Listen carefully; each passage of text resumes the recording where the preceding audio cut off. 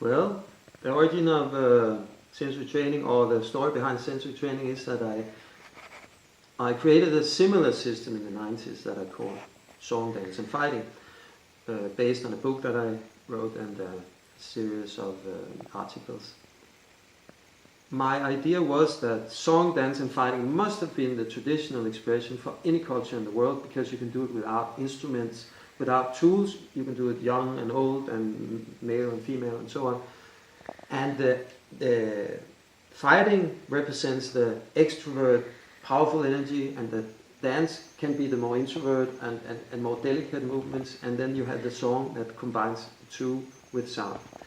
When I taught that for a number of years, I realized this is really a sensory process, because it's not so important what we do. Is this a martial expression or is it an artistic expression?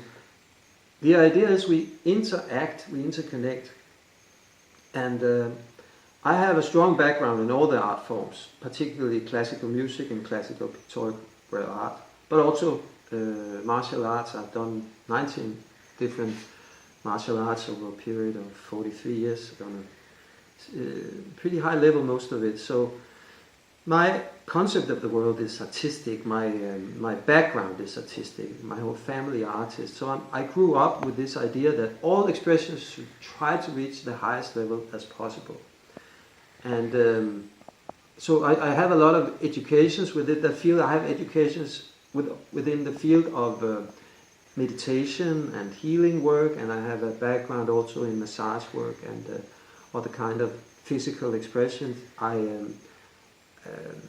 initiated the Scandinavian stunt business, mainly the Danish and the Norwegian, and I created a pedagogic system that is used all around the world now. But I retired from the stunt business after 30 years.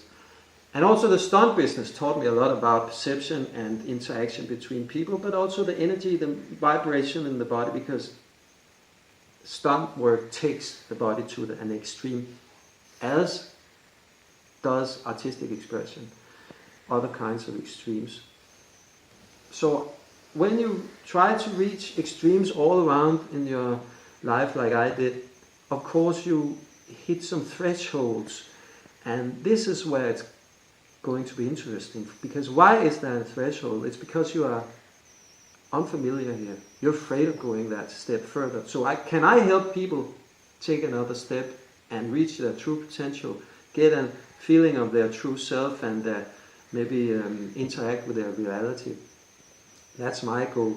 But so it really stems from that wish, that deep wish, that we can create another world from another sensory level, and of course another level of emotional intelligence.